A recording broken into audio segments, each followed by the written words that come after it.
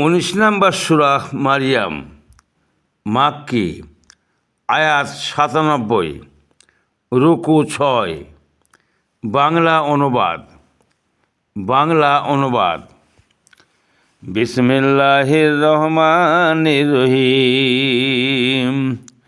অনন্ত করুণাময় পরম দয়ালু আল্লাহর নামে শুরু। ১ নম্বর আয়াত, কাফ হা ইয়া আইন সাদ। ২ নম্বর আয়াত, এটা তোমার প্রতিপালকের তার বান্দা জাকারিয়ার প্রতি অনুগ্রহের বিবরণ। ৩ নম্বর আয়াত, যখন সে তার প্রতিপালককে আহ্বান করেছিল নিভৃতে। ৪ নম্বর আয়াত, সে বলেছিল, হে আমার রব, আমার অস্থি দুর্বল হয়েছে, বার্ধক্যে সাদা হয়েছে আমার মাথা। হে আমার প্রতিপালক, তোমাকে আহ্বান করে আমি কখনো ব্যর্থকাম হইনি। ৫ নম্বর আয়াত, আমি আশঙ্কা করি আমার পর আমার স্বগোত্রীয়দের সম্পর্কে আমার স্ত্রী বন্ধা, সুতরাং তুমি তোমার নিকট হতে আমাকে দান করো উত্তরাধিকারী। ৬ নম্বর আয়াত, যে আমার উত্তরাধিকারিত্ব করবে এবং উত্তরাধিকারিত্ব করবে ইয়াকুবের বংশের, এবং হে আমার প্রতিপালক, তাকে করো সন্তোষভাজন। ৭ নম্বর আয়াত, তিনি বললেন, হে জাকারিয়া, আমি তোমাকে এক পুত্রের সংবাদ দিচ্ছি, তার নামও হবে ইয়াহইয়া। আমি তোমাকে এক পুত্রের সুসংবাদ দিচ্ছি, তার নাম হবে ইয়াহইয়া। এই নামে পূর্বে আমি কারো নামকরণ করিনি। ৮ নম্বর আয়াত, সে বলল, হে আমার প্রতিপালক, কেমন করে আমার পুত্র হবে, যখন আমার স্ত্রী বন্ধা ও আমিও বার্ধক্যের শেষ সীমানায় উপনীত। ৯ নম্বর আয়াত, তিনি বললেন, এভাবেই হবে।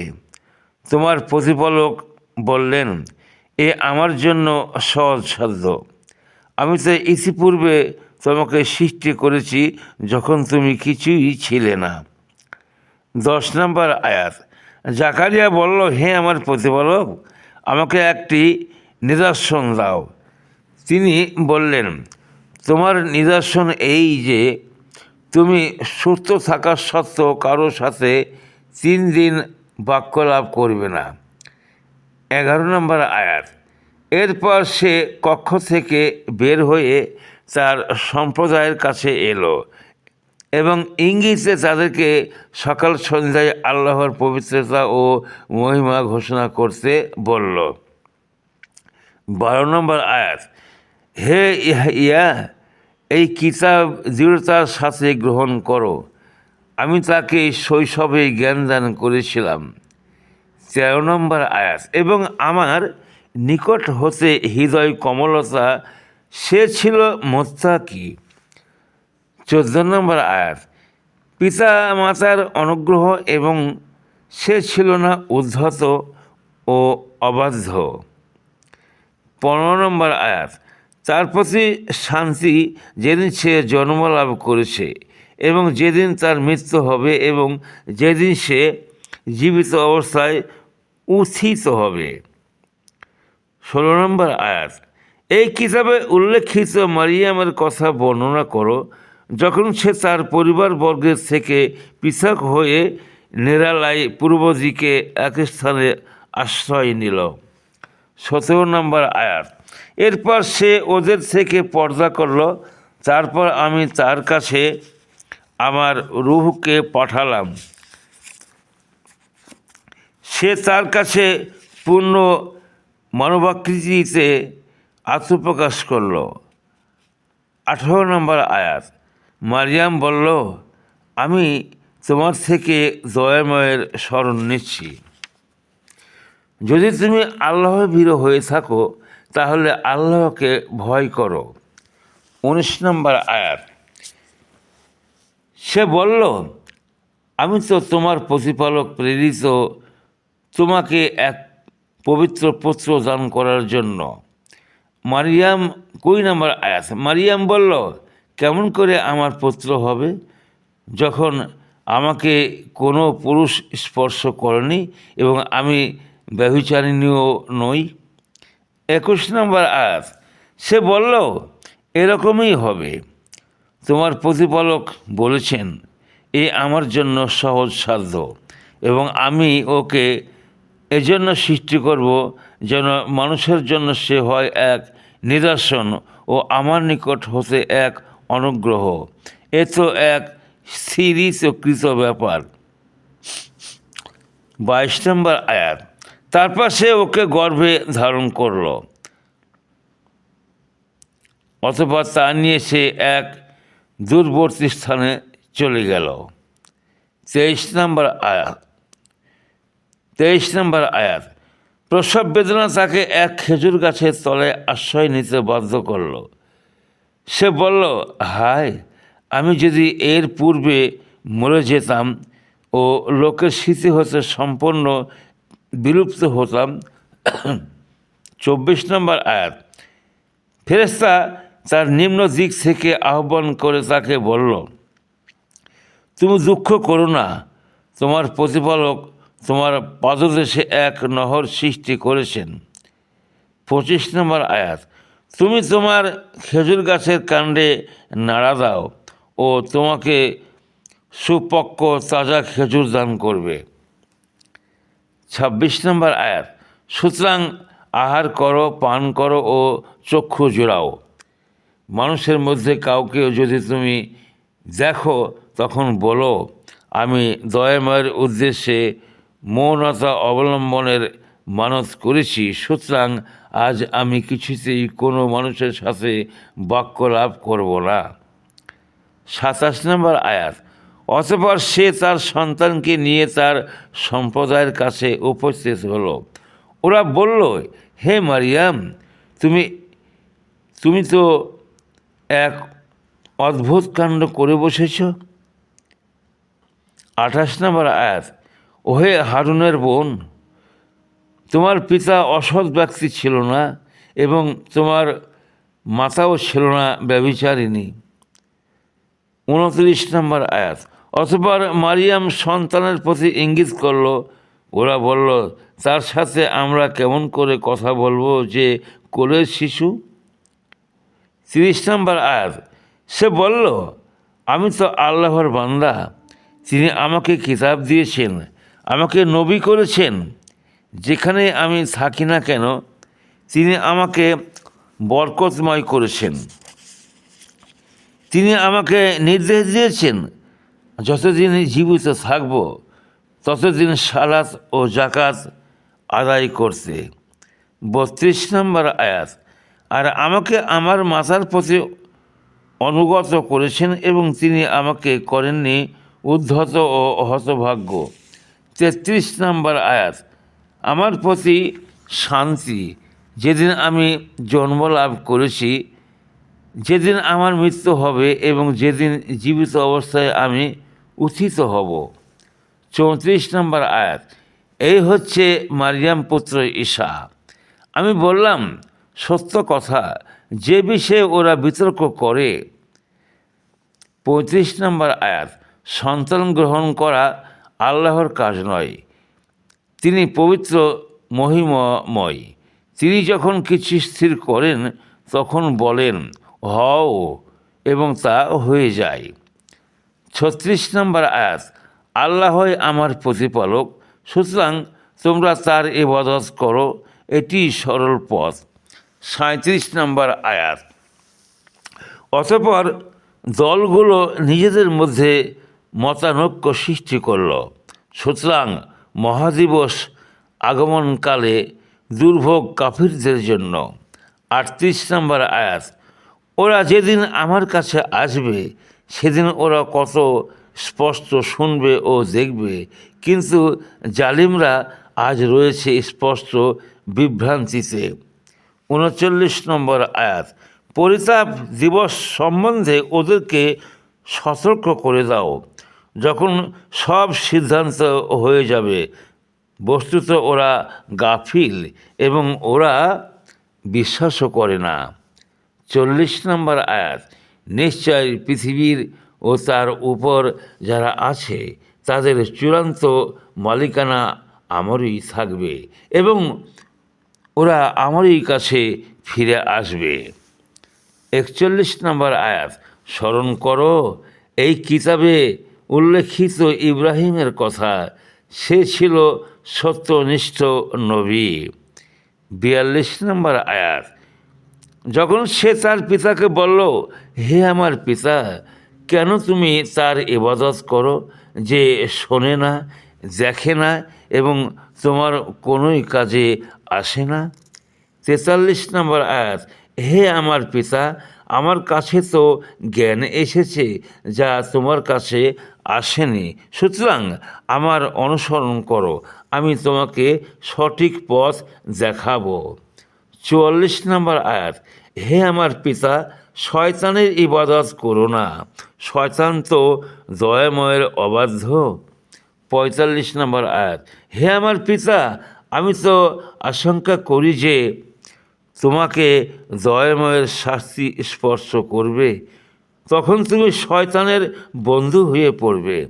46 নম্বর আয়াত, পিতা বলল, হে ইব্রাহিম, তুমি কি আমার দেবদেবী হতে বিমুখ? যদি তুমি নিবৃত্তি না হও তবে আমি তোমাকে পাথর মেরে হত্যা করবই। তুমি চিরদিনের জন্য আমার থেকে দূর হয়ে যাও।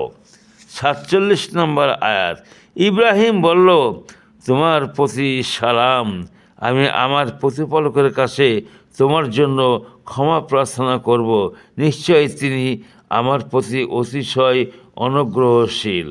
48 নম্বর আয়াত, আমি তোমাদের থেকে এবং তোমরা আল্লাহ ছাড়া যাদের আহ্বান করো তাদের থেকে পৃথক হচ্ছি।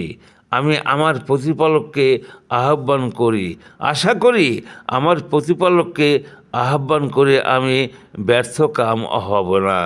অতঃপর সে যখন তাদের থেকে এবং তারা আল্লাহ ছাড়া যাদের ইবাদত করত সে সবের থেকে পৃথক হয়ে গেল, তখন আমি তাকে দান করলাম ইসহাক ও ইয়াকুব এবং তাদের প্রত্যেককে নবী বানালাম।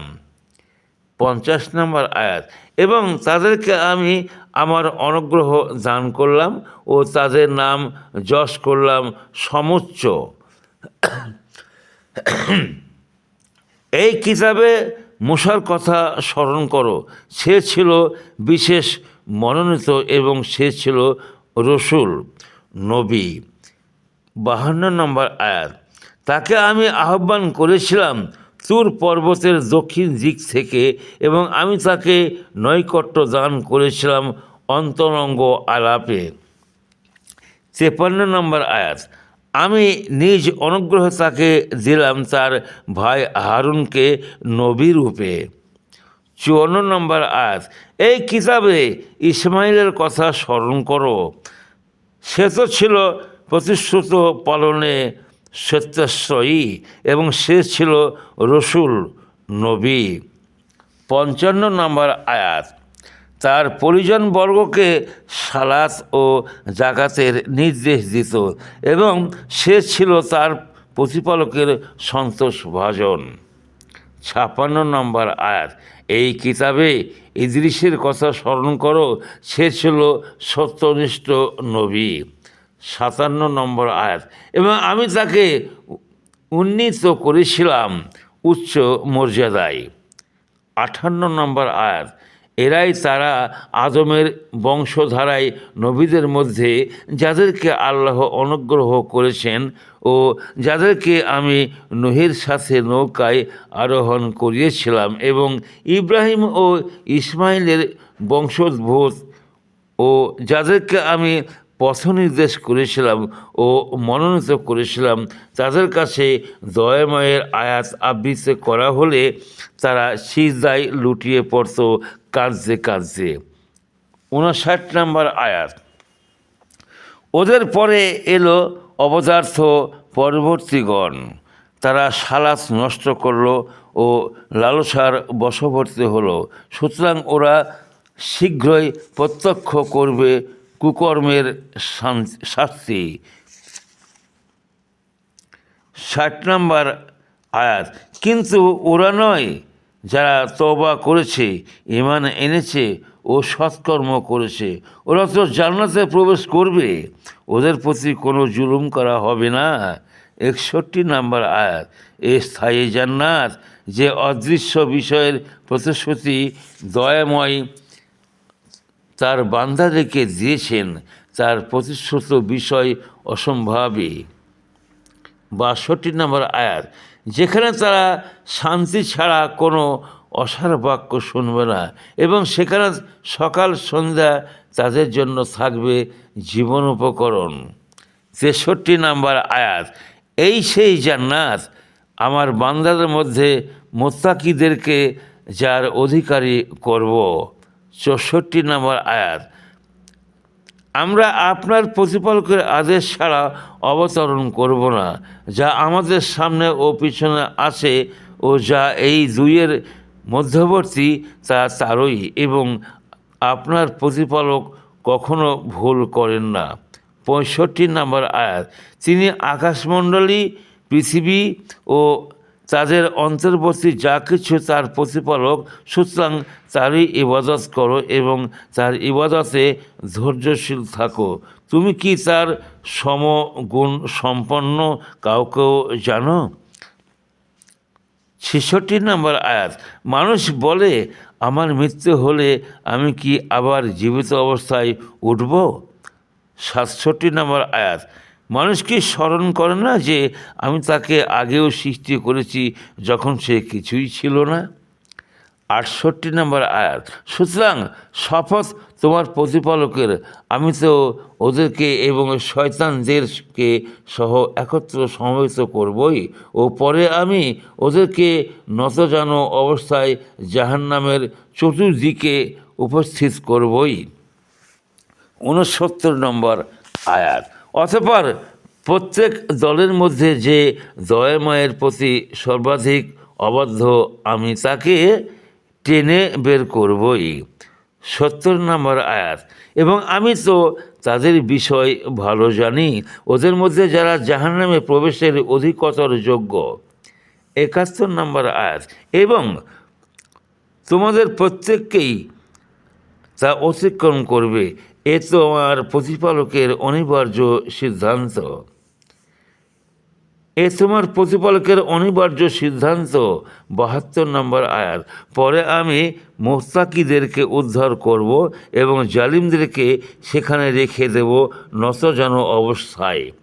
73 নম্বর আয়াত, ওদের কাছে আমার স্পষ্ট আয়াত আবৃত্তি হলে কাফিররা মুমিনদেরকে বলে, দু দলের মধ্যে কোনটি মর্যাদায় শ্রেষ্ঠতর ও মাজলিস হিসেবে উৎকৃষ্ট? 74 নম্বর আয়াত, ওদের পূর্বে আমি কত মানব গোষ্ঠীকে বিনাশ করেছি যারা ওদের চেয়ে সম্পদে ও বাহ্যদৃষ্টিতে শ্রেষ্ঠ ছিল। 75 নম্বর আয়াত, বলো যারা বিভ্রান্তিতে আছে দয়াময় তাদেরকে প্রচুর ঢিল দেবেন, যতক্ষণ না তারা তা প্রত্যক্ষ করবে। যে বিষয় তাদেরকে সতর্ক করা হচ্ছে তা শাস্তি হোক অথবা কিয়ামতই হোক, অতঃপর তারা জানতে পারবে কে মর্যাদায় অধম ও কে দল বলে দুর্বল। 76 নম্বর আয়াত, এবং যারা সৎ পথে চলে আল্লাহ তাদেরকে অধিক হিদায়াত দান করেন এবং স্থায়ী সৎকর্ম তোমার প্রতিপালকের পুরস্কার প্রাপ্তির জন্য শ্রেষ্ঠ এবং প্রতিদানের হিসাবেও শ্রেয়। 77 নম্বর আয়াত, তুমি কি লক্ষ্য করেছ সেই ব্যক্তিকে যে আমার আয়াতসমূহ প্রত্যাখ্যান করেছে এবং সে বলে আমাকে ধন সম্পদ ও সন্তান সন্ততি দেওয়া হবেই? 78 নম্বর আয়াত, সে কি অদৃশ্য সম্বন্ধে অবহিত হয়েছে অথবা দয়াময়ের নিকট হতে প্রতিশ্রুতি লাভ করেছে? 79 নম্বর আয়াত, কখনোই নয়। তারা যা বলে আমি তা লিখে রাখব এবং তাদের শাস্তি বৃদ্ধি করতে থাকব। 80 নম্বর আয়াত, সে যে বিষয়ের কথা বলে তা থাকবে আমারই অধিকারে এবং সে আমার কাছে আসবে একা। 81 নম্বর আয়াত, তা আল্লাহ ছাড়া অন্য ইলাহ গ্রহণ করে এজন্য যাতে ওরা তাদের সহায় হয়। 82 নম্বর আয়াত, কখনোই নয়, ওরা তো অস্বীকার করবে তাদের ইবাদত এবং বিরোধী হয়ে যাবে তাদের। 83 নম্বর আয়াত, তুমি কি লক্ষ্য করনি যে আমি কাফিরদের জন্য শয়তানদেরকে ছেড়ে রেখেছি, ওদেরকে মন্দ কর্মে বিশেষভাবে প্রলুব্ধ করার জন্য? 84 নম্বর আয়াত, সুতরাং তাদের বিষয়ে তুমি তাড়াহুড়ো করো না, আমি তো গণনা করছি ওদের নির্ধারিত মেয়াদ। 85 নম্বর আয়াত, যেদিন দয়াময়ের কাছে মুত্তাকিদেরকে সমবেত করব সম্মানিত মেহমান রূপে। 86 নম্বর আয়াত, এবং অপরাধীদেরকে তৃষ্ণাতুর অবস্থায় হাঁকিয়ে নিয়ে যাব জাহান্নামের দিকে। 87 নম্বর আয়াত, যে দয়াময়ের কাছে প্রতিশ্রুতি নিয়েছে সে ছাড়া অন্য কারো সুপারিশ করার ক্ষমতা থাকবে না। 88 নম্বর আয়াত, তারা বলে দয়াময় সন্তান গ্রহণ করেছেন। 89 নম্বর আয়াত, তোমরা তো এমন এক বিভৎস বিষয়ের অবতারণা করেছ। 90 নম্বর আয়াত, যাতে বিদীর্ণ হয়ে যাবে আকাশমণ্ডলী, খণ্ড খণ্ড হবে পৃথিবী ও চূর্ণ বিচূর্ণ হয়ে আপাতিত হবে পর্বতরাজি। 91 নম্বর আয়াত, যেহেতু তারা দয়াময়ের প্রতি সন্তান আরোপ করে। 92 নম্বর আয়াত, অথচ দয়াময়ের জন্য শোভন নয় সন্তান গ্রহণ করা। 93 নম্বর আয়াত, আকাশমণ্ডলী ও পৃথিবীতে এমন কেউ নেই যে দয়াময়ের কাছে বান্দার উপর উপস্থিত হবে না। 94 নম্বর আয়াত, তিনি তাদেরকে ঘিরে রেখেছেন এবং তাদেরকে বিশেষভাবে গণনা করেছেন। 95 নম্বর আয়াত, এবং কিয়ামতের দিন ওদের সকলেই তার কাছে আসবে একাকী অবস্থায়। 96 নম্বর আয়াত, যারা ঈমান আনে ও সৎকর্ম করে দয়াময় অবশ্যই তাদের জন্য সৃষ্টি করবেন ভালোবাসা। 97 নম্বর আয়াত, আমি তো তোমার ভাষায় কোরআনকে সহজ করে দিয়েছি যাতে তুমি তা দ্বারা মুত্তাকিদেরকে সুসংবাদ দিতে পারো এবং তা দ্বারা বিতণ্ডাপ্রবণ সম্প্রদায়কে সতর্ক করতে পারো। 98 নম্বর আয়াত, তাদের পূর্বে আমি কত মানব গোষ্ঠীকে বিনাশ করেছি, তুমি কি তাদের কাউকে দেখতে পাও অথবা ক্ষীণতম শব্দও শুনতে পাও? আলহামদুলিল্লাহ।